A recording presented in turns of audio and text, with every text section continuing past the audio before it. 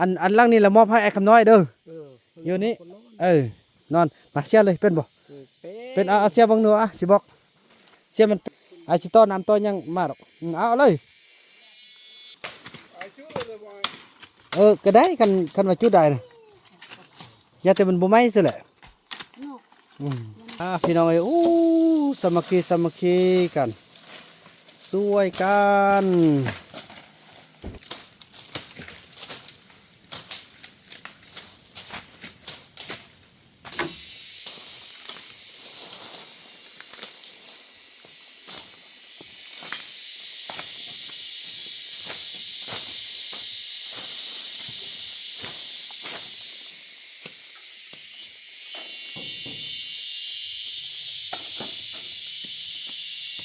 ขอบใจFCผู้มีน้ำใจแบ่งปันเหมือนฟ้าบันดาลให้สร้างรายการนี้มาช่วยเหลือคนทุกข์คนจนหรือคนด้อยกว่าด้วยแห่งศรัทธาบุญนำพาได้มาร่วมทาง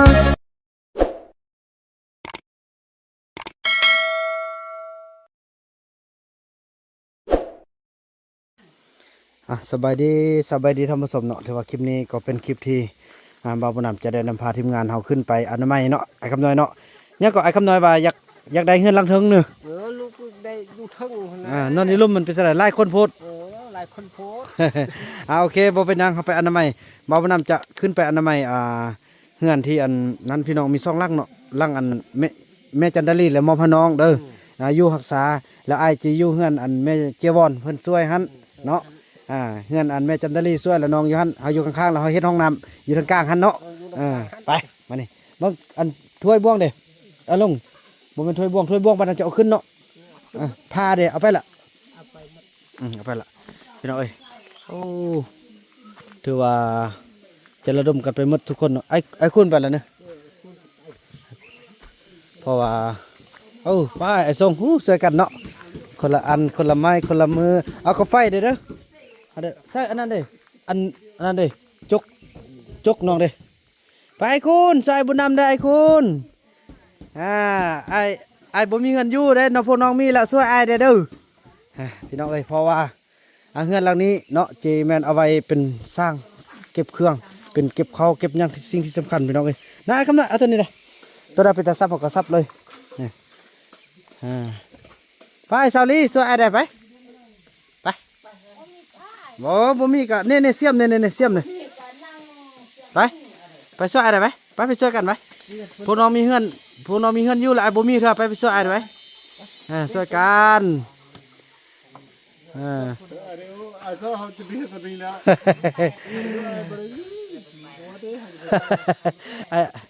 ไอ้บ่มีบนอยู่เถอะเด้พวกน้องมีบนอยู่แล้วอันนี้เอาบ่ทันยากเนี่ยพาเด้อไอ้คำน้อยมีพาบ่น้องนกพาเขามีบ่เอาคนมาหมดเลยพานะก็จะให้นั่นเลยจะต่อไปแล้วน้ำนะก็น้ำมันอยู่แล้วไปพอจะได้ไปเด้อย่างขึ้นไปเด้อมาโอ้เฮือนสาวติ๊กก็เรียบร้อยพี่น้องโอ้วาสนาแข่งกันบ่ได้พี่น้องเอ้ยสาวติ๊กนอนอยู่กับเฮือนแล้วก่อนหมู่นี่อาบน้ำเครียดอาบน้ำให้เล่นหมดโอ้เฮือนอันนั้นเนาะเฮือนอันซาลีแล้วก่อนโอ้พี่น้องงามเว้ยคุณเนาะสุดยอดเลยไปอันมีอัน FC ทางฝั่งไทยยองเด้ยองกันซ่านนี่นะว่าสร้างอยู่ลาวเฮานี่ซีมือมีแต่ว่าอยู่ไทยนี่บ่มีละแบบนี้นะซ่านแบบซ่านต่อขึ้นน่ะนี่เพิ่นคอมเมนต์มาหลายซ่องแล้วมีป้องแบบนี้นะเพิ่นยองก็เพิ่นเห็นอันเฮาลูกชายเมื่อวานนี่เด้มื้อนั้นน่ะนะมื้อลูกตั้งกอง ไปเด้อย่างน้ำลักขึ้นมาไปอนามัยเทิงแม่ลูกสิขึ้นไปนอนเทิงละ เขาจะนอนพี่แล้วพวกลูกก็สินอนเทิงบาดนี่บางเทื่อบางก็กินเหล้าแล้วมันนั่นโพดพี่น้องเนาะเพราะว่า ในก็บ่ได้ไกลเนาะอยู่ทางนี้เขาก็สิเฮ็ดอนามัยทางขึ้นลงอันนี้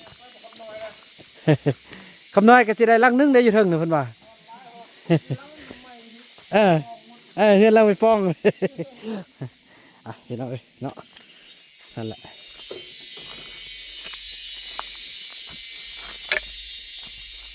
อันนี้แหละการช่วยเหลือกันทุ่มเทของน้องนะทุ่มเทจนคนอื่นเขามีอยู่มีกินแล้วจึงว่าของตัวเองบางคนบ่แม่นได้เอาของตัวเองก่อนใดอันนี้ก็ถือว่าเขาอยู่ได้แล้วสำนีเนาะมีละบัดนี้เพราะว่ามันคือว่าอะไรพี่น้อยบางทีเขาก็ต้องการความพักผ่อนเขาอยากเป็นอิสระนะฮอดยามเขากินเหล้ามากก็โอ้ยนั้นเปิดเพลงพี่น้องเอ้ย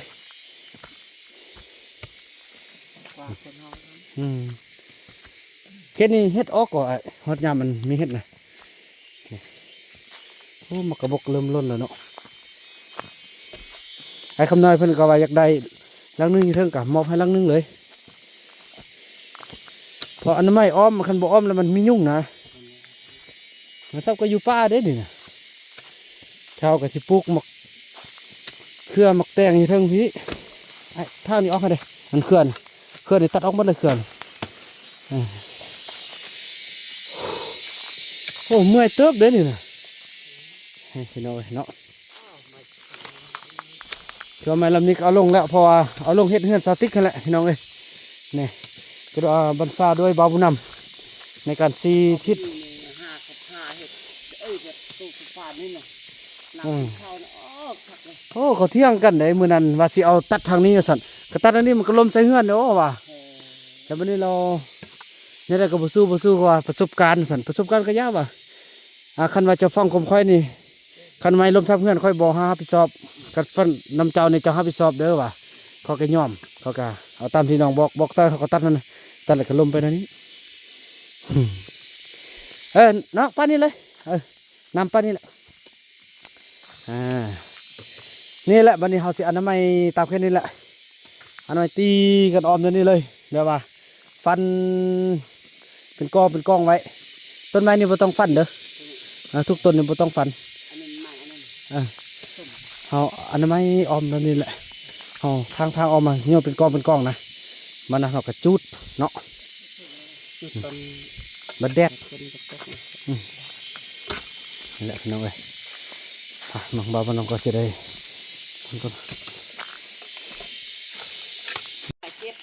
มาแล้วซอลี่ครับพี่น้องเอ้ยโอ้ผู้งามก็ดมมานี่อันนั้นไม่กล้องให้เราเด้อก็พอเขาจะได้จุดตุ้งน้ำไอ้ไปถึงย่องถึงไอ้คำน้อยนี่เบิ่งพามีบุเนี่ยคันบ่มีไอ้คำน้อยเอาไปซับนั่นไปอาจจะพาไปซับไปนี่เอาจกมานี่พูดมีพาแล้วนั่นไหมนี่คำน้อยมะจับจกมาหาไอ้มะอันนี้มาเบิ้งเฮือนไอ้คำน้อยบ้านนี้ไอ้คำน้อยนี่เขาให้เป็นท่าไปหาเฮือนไอ้คำน้อยเลยเด้อให้เป็นเฮือนพาเฮือนไอ้คำน้อยเลยอันนี้น้ำไม้กองไว้บ้านสิจุดเอาเฮ้ยไอ้คำน้อยมาเฮ้ยเฮานะเฮ้ยเข้าไปทางใดคำน้อยไอ้คำน้อยเพิ่นพอดีแหละพี่น้องเอ้ยเนาะ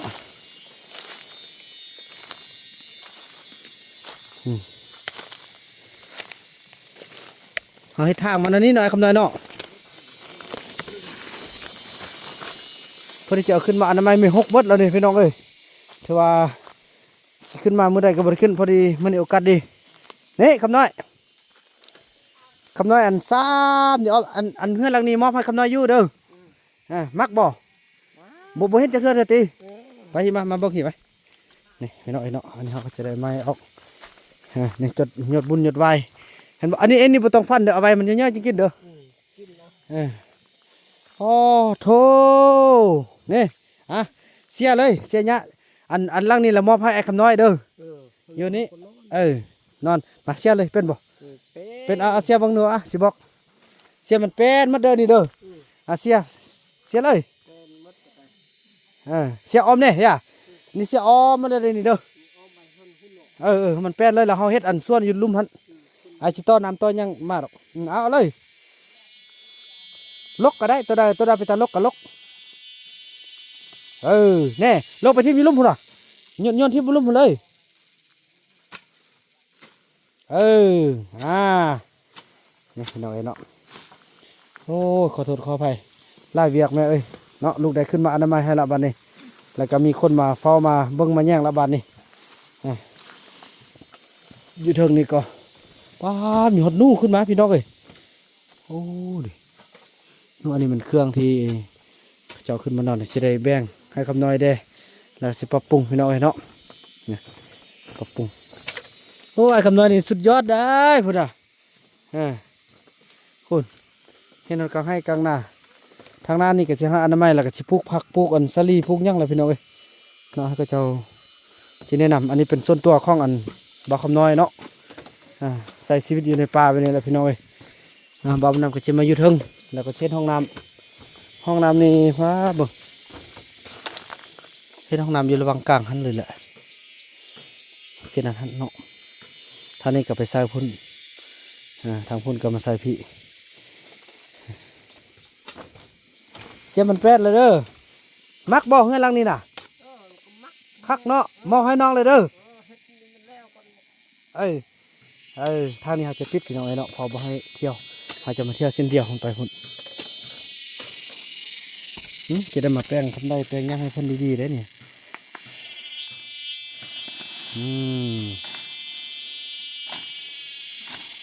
นี่เห็นไอ้คำน้อยอันนี้นะไอ้จีดึงน้ำดึงในขึ้นมาเด้อน้ำบ่ยากอาจจะน้องอยู่อันนี้เป็นเพื่อนน้องเลยเอาดึงขึ้นหันก็ขึ้นนี้น้ำนะน้ำไอ้เช็ดไอ้จีดึงขึ้นมาเองเอามาเฮ็ดบอลอัพอยู่เทิงพี่เลยอัพเทิงนี้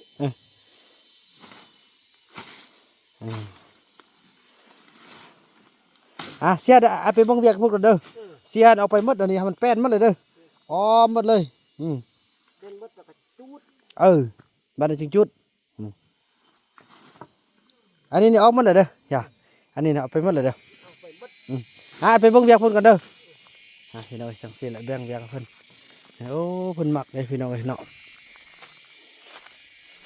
เขาจะทางมาแนวนี้ให้เพิ่นเนาะมาแนวนี้เอา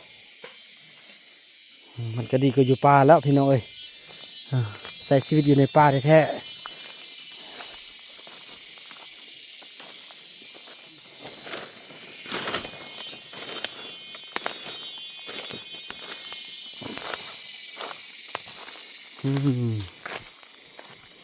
มือนี่พักเวียกมือน่ะเด้อวันสิ้นเด้อพักผ่อนมื้อนี้สวยไอ้น้ำก่อนผ้าน่ะหนึ่งบึกน้ำไอ้นกเดี๋ยวบึกไปเบิ่งแล้วไอ้คุณก็เก่งไอ้คุณก็ได้น้องเขี้ยสินี่ก็ได้น้อง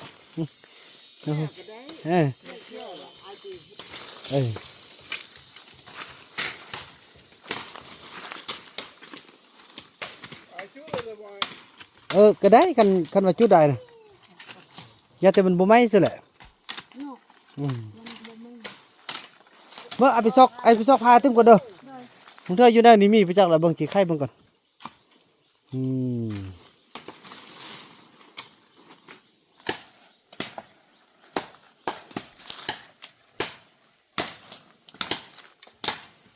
นหันลงเลย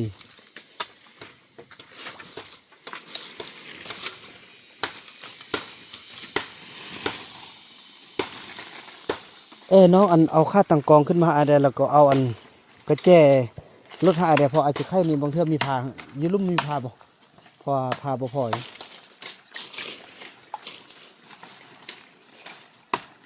นี่แต่กล้องไว้ก็ได้บ้านมันแห้งจึงจุดเอาคนมาอีกละเนี่ยบัดลงบัดนั่นอยู่เนาะไอ้นุ่นกะสู้ไอ้นุ่นพูดเนาะ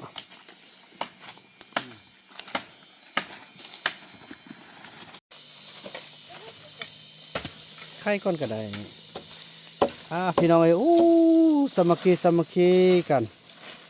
สวยกันคำน้อยจัดการผู้เดียวคำน้อยน่ะ อืมอืม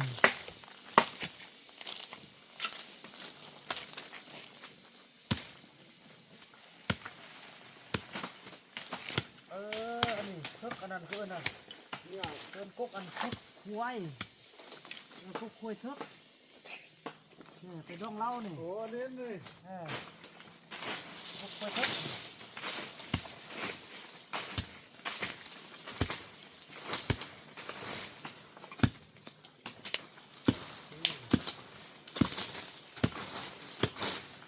มันดองเราเขาจะเอายามมาให้ดองเถอะเขาเห็นโต เนาะ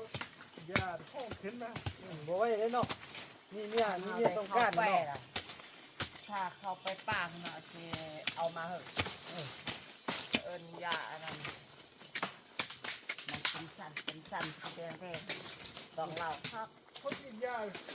เจ้าก็จะเศร้าอยู่เรื่องว่า น่ะมันยังบ่ต้มกิน ที่เรียนมาเศร้าอยู่ว่า ลายบ่ลายนะต้มกินแน่ต้มเอากินเป็นประจำเนี่ย อันนี้เอาไปเลยเนาะเอาไปยันใต้เนาะอันนั้นเนาะ นี่ลงข้าวขั้นมันลูกเป็นอักเสบต้มกินดีเบิดเจ็บหมดลูกแล้วก็เจ็บท้องน้อย มีโมยาได้ ข้าว เนาะ ขั้นต้มยำตัวนี้กินดีเลยนะผู้ชายเจ็บเอวเจ็บมะคลั่งเป็นนิ้วมันหัดได้บัดตะจุยน่ะเขาบอกว่าเจ้าต้มกินประจำตลอดนี่เจ้าเหี่ยวก็สบายเบ้าเอ้ยแต่พี่เหี่ยวดูเหี่ยวดูแต่มันล่างออก บางครั้งจะมีอะไรเนาะ แม่เป็นหนึ่งลงไปเขาก็เก็บจับตรงท่านแล้วเขาต้มอยู่หม้อน่ะต้มได้แล้วก็เอามาปะกินเป็นประจำน้ำที่เขากินเป็นน้ำต้มนี่ก็เขาว่าเขาว่าตัวเขาเนี่ยไปหม้อเขากินกระหักเลยเขาบุญเงินไปกู้อยากเลยกว่า15 ล้านลูกหักเขาเอาต้มยำ เลือกมันอันนี้เท่านี้เลยนี่มันอันนี้เลย มันอยากปลาให้มันพูดมา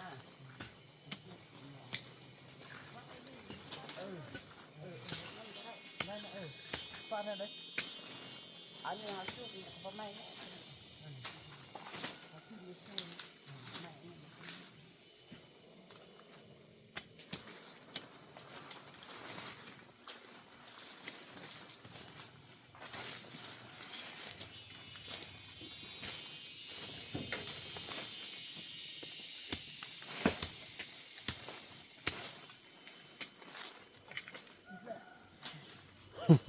จางเขาไม่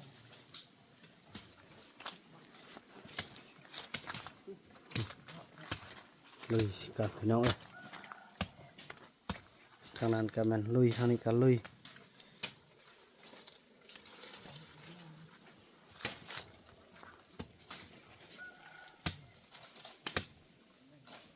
ย่านี่ได้อันแค่นั้นก็กวดมาแล้วก็กวดออมนั่นนี่เด้อซอสพี่พอมันเฮ็ดมันเป็นเพื่อบ่ให้มียุ่งนะ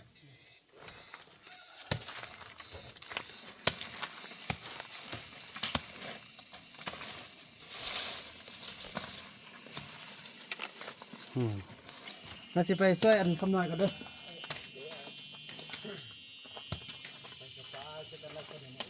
ไม่ได้เนาะ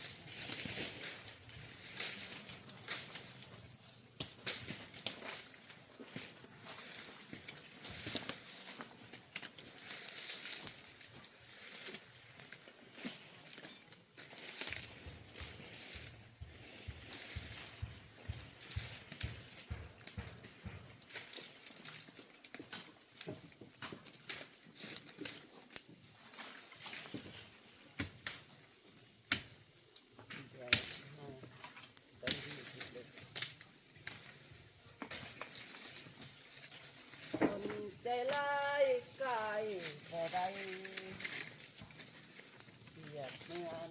แห่งคนอยากจะมีเหมือนเขา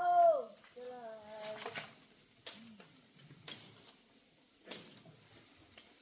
น้องนี้มีแฟนหรือยังก็ได้ตัวเขาบ่ได้อีกเลยสักทีเดียวมีแต่ลายไอ้นี่ฉันบ่ได้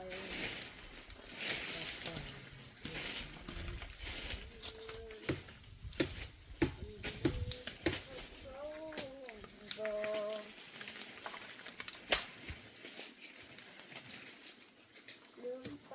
ทุกอย่าง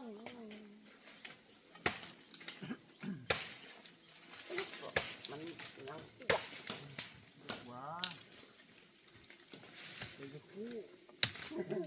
ว่าไปเรื่องบุกหินค่อยอ้อยมาหิน อันนี้จะได้เก็บมาออกที่ได้ใหญ่เอ้ยเอ้ยเอ้ยอันนี้จะได้เอาออกมันเป็นว่าย่านมันในหมักอันนี้นะหมักต้นนะคนอยากเฮออาณาเฮ็ดธรรมชาตินะหมักไม่ยังอันหมักเนี่ยครับกินเหมือนต้มนะ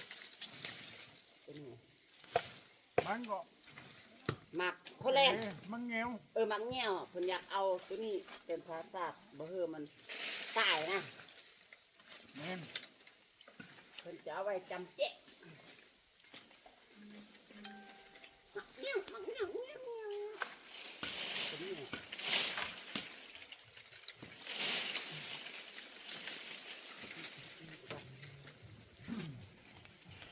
อันนี้เขาต้องบอกอันนี้แต่เอาไม่เดี๋ยวไปคิดเลยมันเอาแดดคิดเลยหนูคิดเลย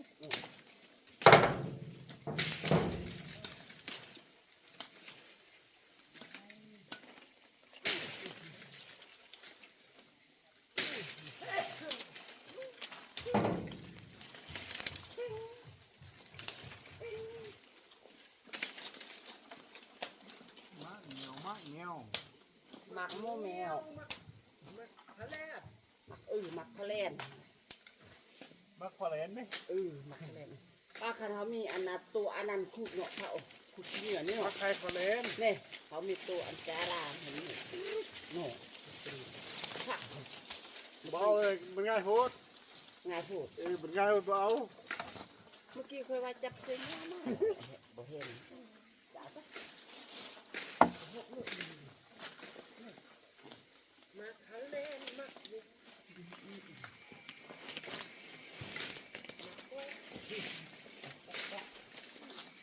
ปับงับงับปับปับที่นี่ไปเห็นตกอันยาฮาวา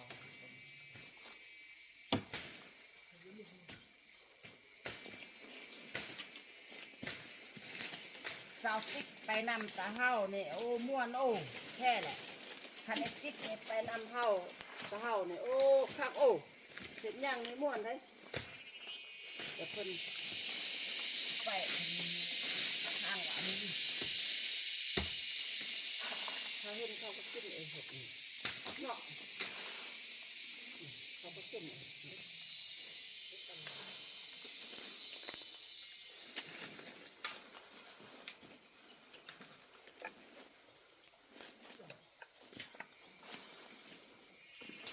มักคนดำเลย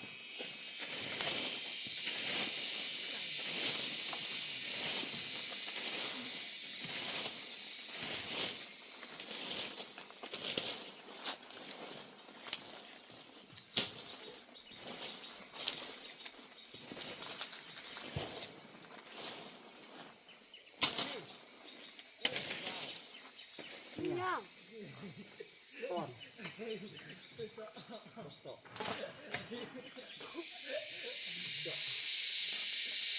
บอกเอามาเบิ่งเฮาอะไรใหม่เลยนี่ป่ะชอบนี่ก็ชอบ นี่ก็ตัวละ เจาะอ๋อเห็นมากนะโอ้ยหน่อไม้เจ็บเลยเนาะมีบ่มาเนาะเอาไว้มันแห้งกับชาวอ่ะ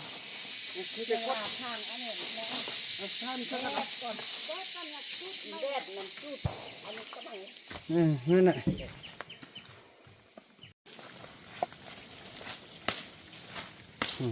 ตอนนี้เดี๋ยวพี่น้องช่วยกันให้มัน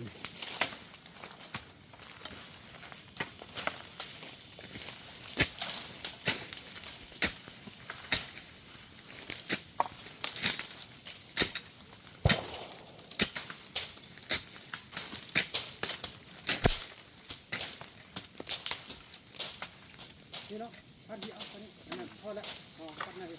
พันนั้นอ๋อพันนี้แล้วพันแต่ยากก็ตัวใดมันเท่านี้นะ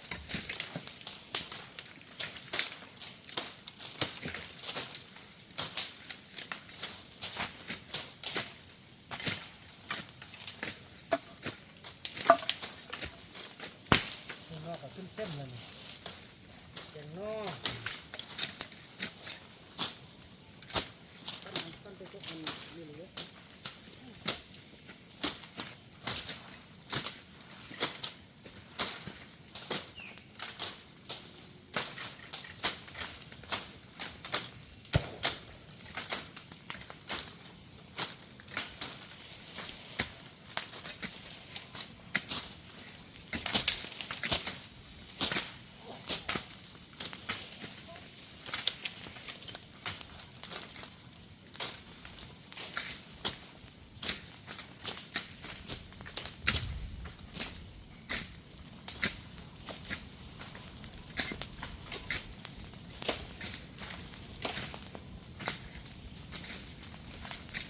กินดิกินหลัง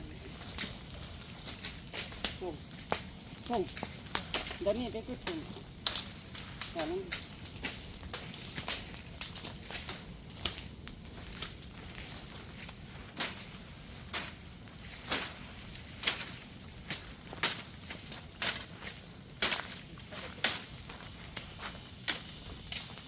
ก็ดีทั้งหมด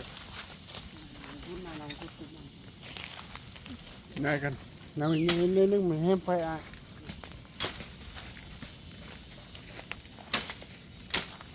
น้ำนี่แห้งหาจุด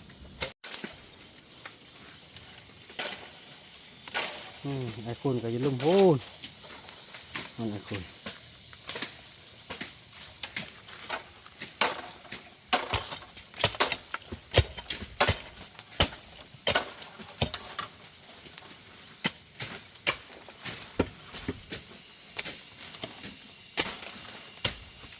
บ่พอกันเนาะ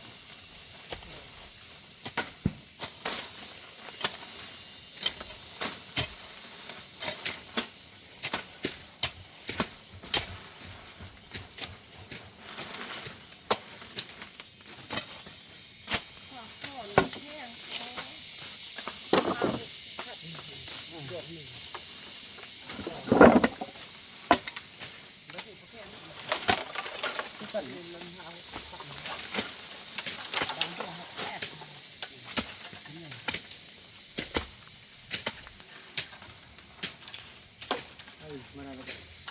เดือดมาจุด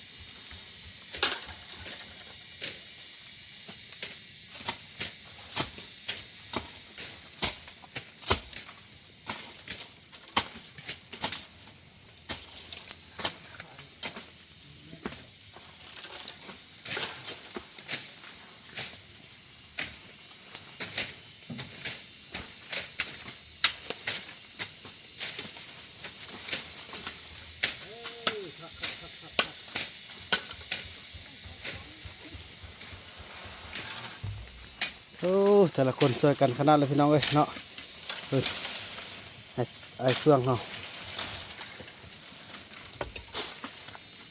คันบ่เฮ็ดอันนี้แล้วมันนี่อันนั้นเนาะนี่อันยุ่งเนาะ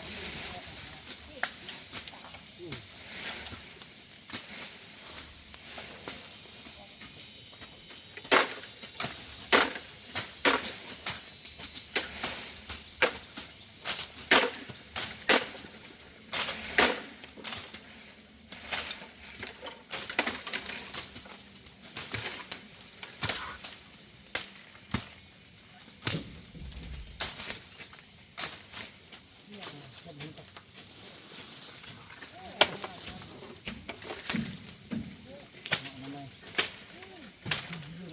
ย็นเด้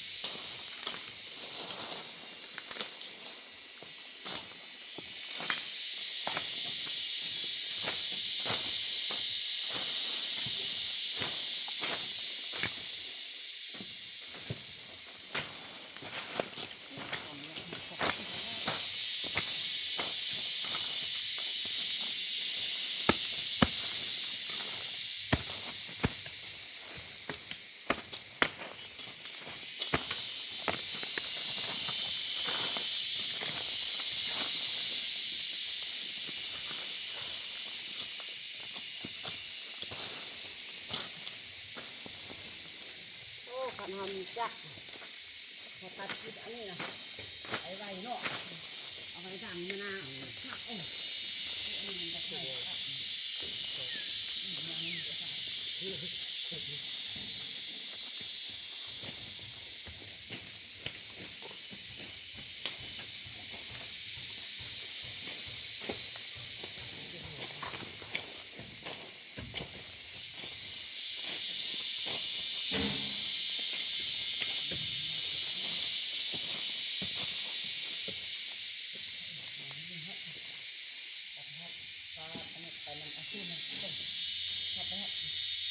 รถมีกุ๊กกุ๊กนี่นะเนี่ยกุ๊กกุ๊กมาปูนก่อน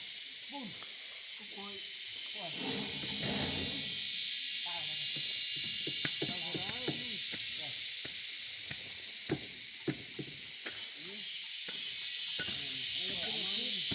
เดี๋ยวค่อยๆมาปูโอเคอันนี้ลงเอาเท่านั้นเฮ้ยตัดนี่ก็ได้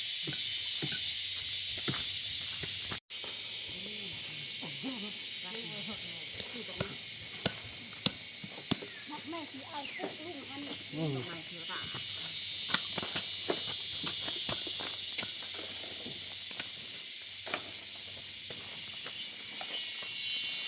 อันนั้นแม่ไปฮอดตัวมะไฟเลยกับพ่อเด้อทำเป็นอันนั้นแม่เอาขนาดกับพ่อเด้อ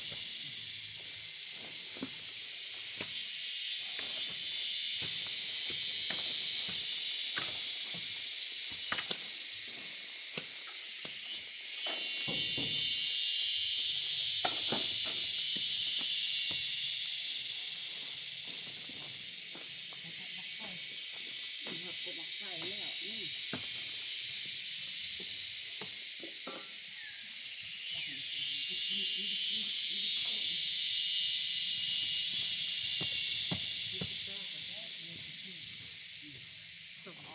เอาน้ำชักเอาดิ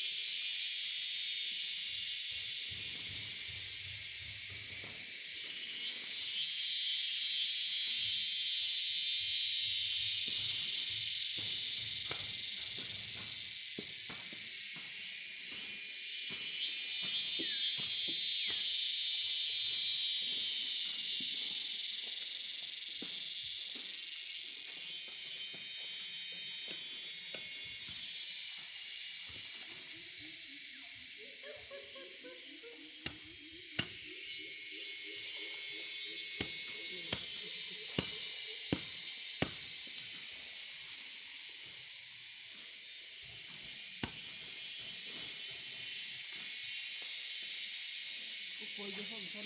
จะซ่อมมันเลยป่วยเลยเอามาปลูกนะท่านมาปลูกป่วย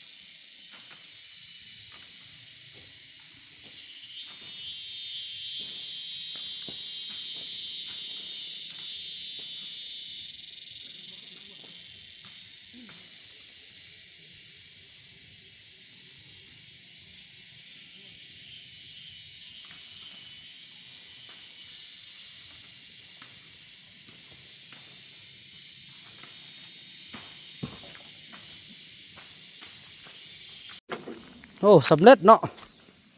เรียบร้อยพี่น้องเอ้ยโอ้สำเร็จกันแล้วจะมันขึ้นมาอยู่พี่ละได้พี่น้องบ้านนี่โอ้ขอบใจมันทุกคนที่ว่าช่วยเลือกกันอันนี้แดดแล้วก็มันจุดโอ้ไอยงเขาไปนั่นเนาะไอยงไปหาเนาะได้ไล่เด้ ป่วยดีก่อน นี่นี่ลูกสักกะตานี่ก็ได้นะลูกลูกไปให้ใส่นี่นี่มันให้กันได้กินโอ้เนาะ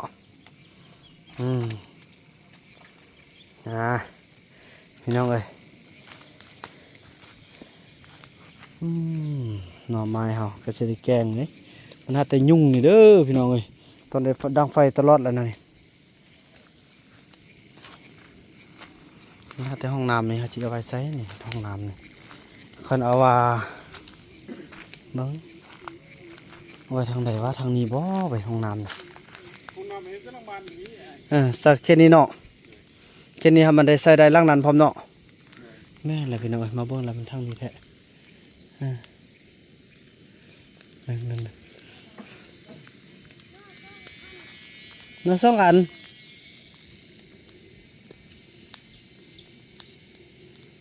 มาคิดมาก่อนเด้อใส่ทางใดทางนี้บ่ทำยาต้องคอยมาอนามัยตึ้มคำนายโยฮันนี่คันว่าเฮาเฮ็ดอันทางนี้เนาะล่างนั้นก็จะได้ใส่ โดย ล่างนี้เขาก็ได้ใส่ขัดต่อไปมีล่างหนึงตึ้มเขาก็ได้ใส่นะพี่น้องเอ้ย1 2 3ล่างพุ่นนะพี่น้องได้ใส่บุญเดียวน่าจะใส่จุดแค่นี้นี่แหละเป็นจุดที่ห้องน้ำพี่น้องเอ้ยเนาะพอดีแม่นน่าจะแบบนี้แหละพี่น้องเอ้ย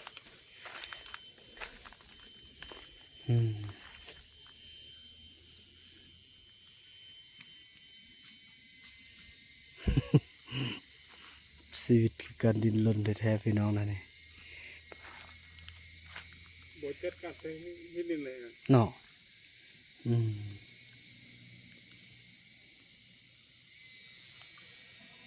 อืมเข้าไปเข้าไปเนาะไปเบิกไอ้คำน้อยก่อนฮอดขั้นตอนได้ละไอ้คำน้อยกะอันนั้นไม่บ้านอันนี้เพื่อนเพิ่น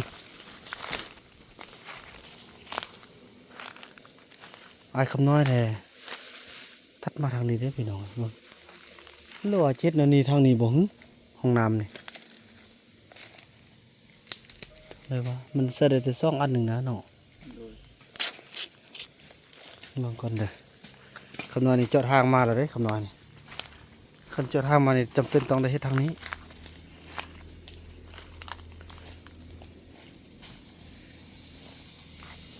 พาไปเบางคนเด้อ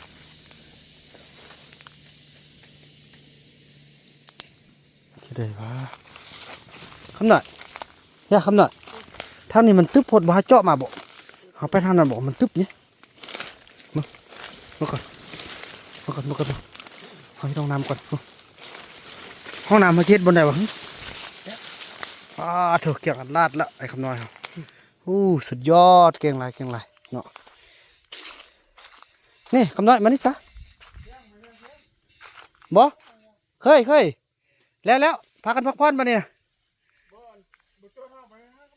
โอ้ช่วยกันก่อนก็ได้สินะโอ้โดยดีสินะนี่หรือว่าอันนั้นบ่น้องโอ้ห้าก็4 โมงยังนึงเนาะมองเห็นคำน้อยมาเบิ่งมาดูไอ้ว่าเขามาอันนี้บ่ย่าห้องน้ำน่ะบนอาบน้ำน่ะไอ้ว่าให้เจ้านี่บ่ทางน้องน่ะเจ้านี่เอาบ่มันสบายได้นี่แล้วห้องน้ำเขาเฮ็ดอยู่หันห้องน้ำน่ะเพื่อว่าต่อไปมีเฮือนหลังนี้เติมเพราะมันได้ใส่น้ำกัน3 อันเนาะแล้ววันนี้เราขอไอ้น้ำมันออกจุดออกเนาะแม่นเอาทางนี้เอาแม่นแหละนี่บริง่ายๆนี่มอนี่นึงเห็นบ่เอานี่นึงเนาะนี่เอานี่เลยอ่ะคำน้อยหรือว่า คืนหันเลยบ่ บ่หันมันนั้นมันยักมาแนวนี้เดี๋ยวพี่น้อยเบิ่งต่อเขาเนาะพี่น้อยแล้วเขาก็มาสังเกตเบิ่งนี่จะมาแนวนี้พี่น้อยเนาะห้องน้ำมันจะเฮ็ดปิ่นไปทางพุ้นแล้วทางนี่ตัดแค่นี้อนามัยหมดเลยเนาะตามตายช่วยๆกันอนามัยออกหมดเลยแค่นี้เอาไปจำคำน้อยกันทางมาเลยเด้อทางมาซื่อๆเลยต้นสารคำน้อยกาสิมีเฮือนคือเป็นของตัวเองละบัดนี้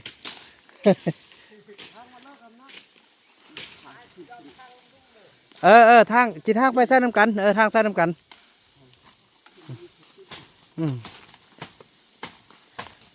ตัดใส่น้ำกันนี่พี่น้อย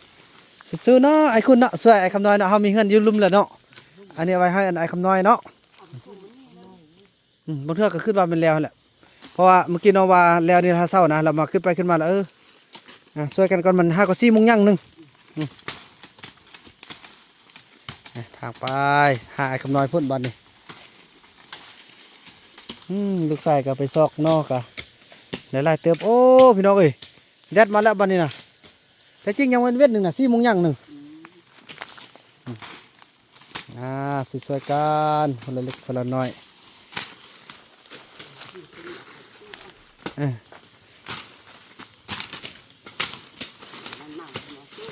เนี่ยจ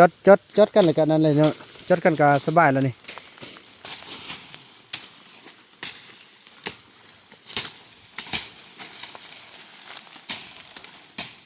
ป้าอะไรกันบ้างโดยเฉพาะเครื่องนะเครื่องบ้านเฮาสินั่นก็เฮาปั้นกันเอาลงอ่ะป้ากันเนาะได้ก่อนพี่น้องเบาคำน้อยเพิ่นตัดมานี่แล้วก็ทีมงานเฮาช่วยกัน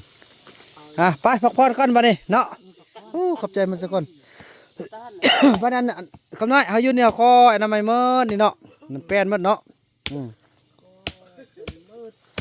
เช่อยู่มันฟ้านอันนี้ไปในนกนอนนี่แหละนกอันนกคน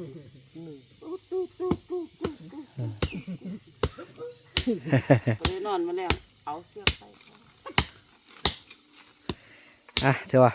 จังสั้นแล้วพี่น้องถือว่าคลิปนี้บ่าวนำขออนุญาตจบคลิปกับซ้ำนี้ก่อนแล้วก็พบกันใหม่ในคลิปต่อไปเด้อเนาะคลิปนี้บ่าวนำขอกล่าวคำว่าสบายดี